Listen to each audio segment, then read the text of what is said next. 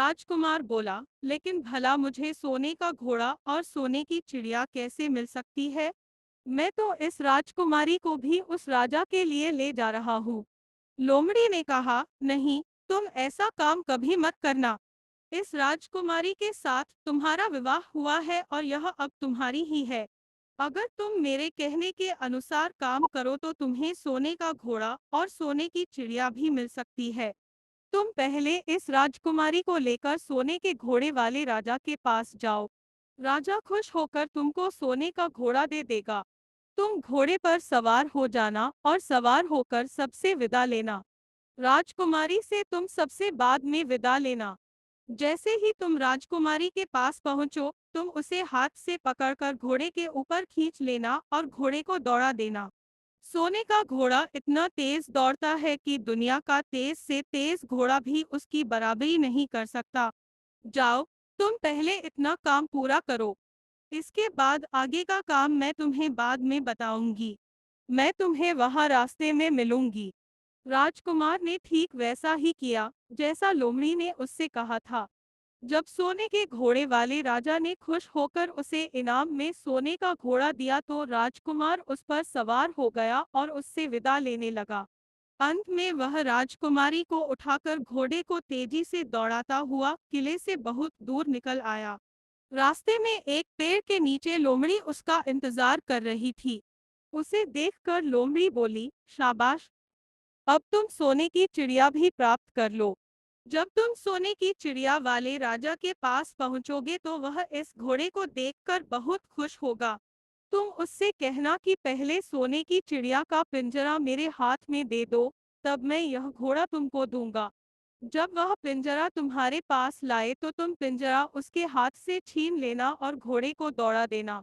बस ऐसे चिड़िया तुमको मिल जाएगी और कोई तुम्हें पकड़ भी नहीं सकेगा। इस बार भी राजकुमार ने ठीक वैसा ही किया। वह राजकुमारी के साथ ही घोड़े पर बैठा रहा और जब राजा ने उसके हाथ में सोने की चिड़िया का पिंजरा दिया तो उसने देखते देखते एड़ मार दी और सोने का घोड़ा हवा से बातें करने लगा। कुछ दूर चलने पर लोमड़ी उसे मिली। राजकुमार ने उससे कहा, तुमने मेरी बड़ी मदद की है। तुम्हारी वजह से मुझे न सिर्फ सोने की चिड़िया मिली, बल्कि सोने का घोड़ा और इतनी सुंदर राजकुमारी भी मिल गई। बताओ, मैं तुमको क्या इनाम दूं?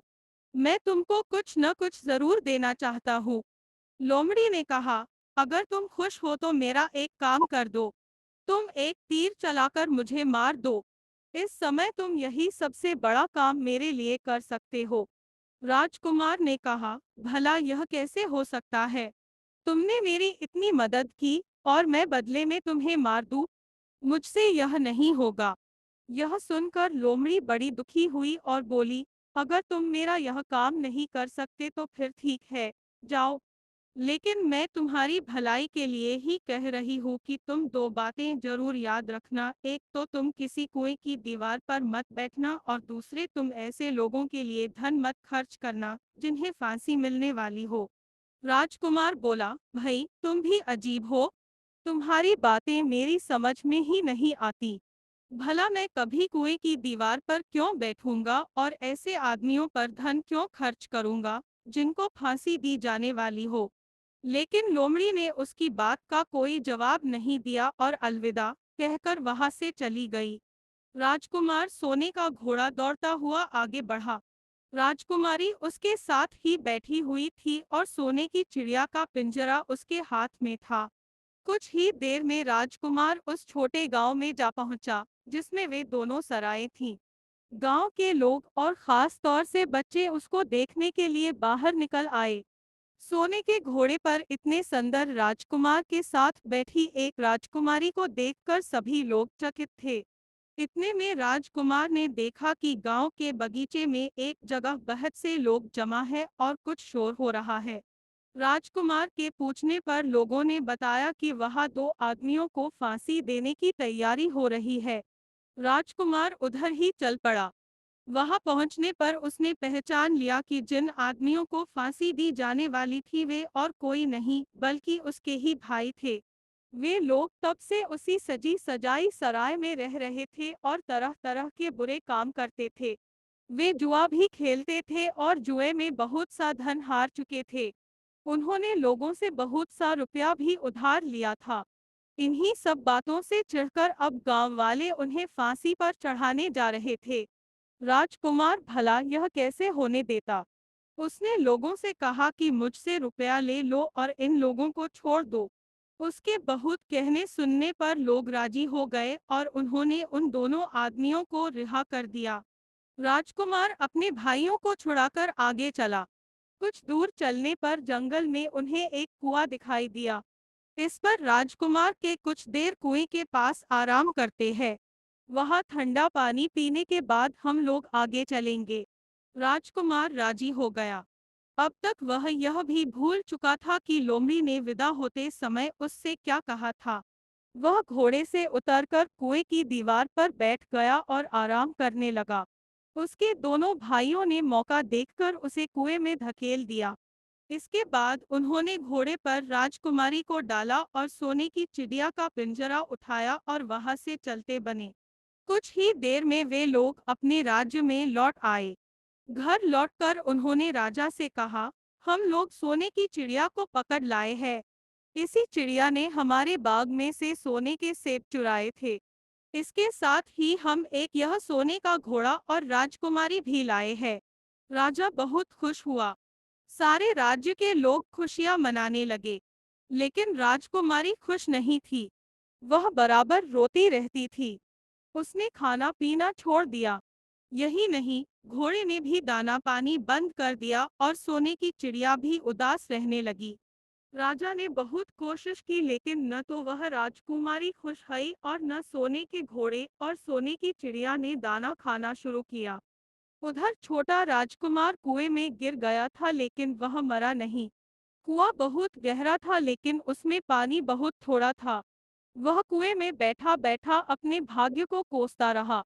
अब उसे फिर उसी लोमड़ी की याद आई और वह पछताने लगा कि अगर मैंने उसका कहना मान लिया होता तो मैं मुसीबत में न फंसता।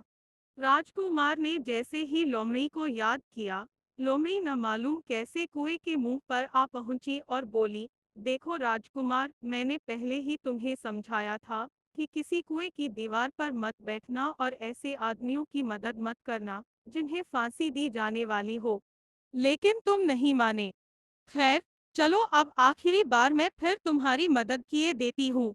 लो मेरी पूंछ पकड़कर कुएं से बाहर निकल जाओ।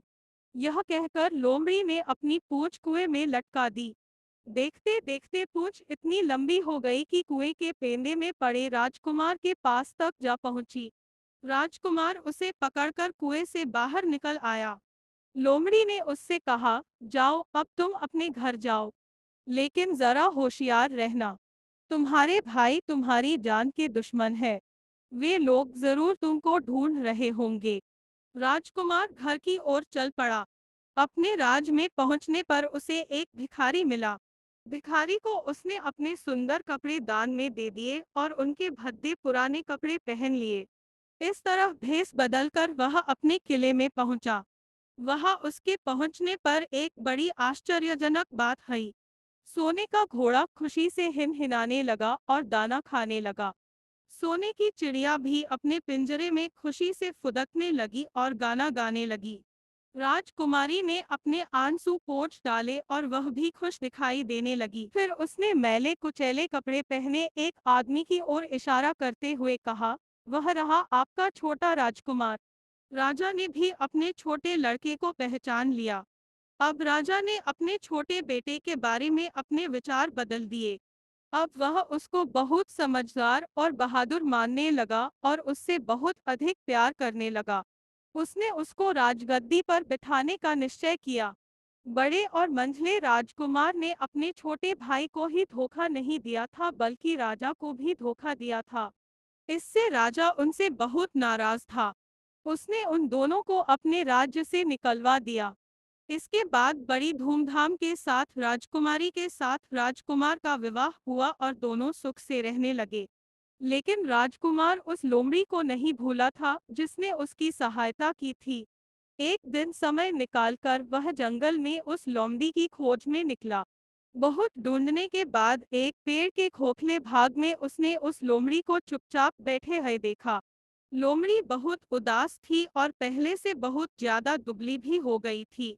राजकुमार को देखते ही लोमड़ी ने उसे पहचान लिया और कहा, आह कहो राजकुमार, आज इधर कैसे भूल पड़े। राजकुमार ने कहा, मैं आज तुम्हें ही ढूंढने के लिए आया हूँ।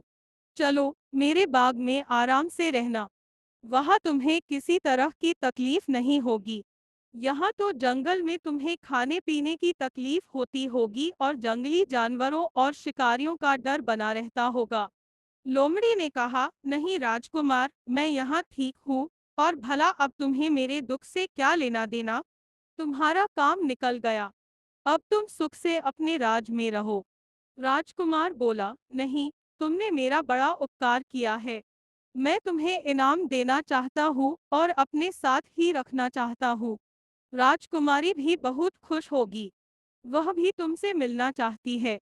लोमड़ी बोली, अगर तुम सचमुच मुझे इनाम देना चाहते हो तो मेरा एक काम कर दो। मैंने तुमसे पहले भी कहा था कि तुम तीर चलाकर मुझे मार दो, इसी से मेरा लाभ होगा। असल में एक जादूगर ने मुझ पर जादू कर रखा है, मैं लोमड़ी नहीं हूँ। मुझे उसके जादू के प्रभाव से लोमड़ी के रूप में रहना पड़ रहा है।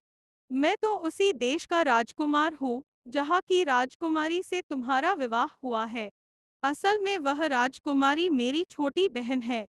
अगर तुम तीर चलाकर मुझे मार दोगे तो इस जादू से मुझे मुक्ति मिल जाएगी और मैं फिर अपने देश लौट सकूंगा। राजकुमार को यह सुनकर बड़ा आश्चर्य हुआ।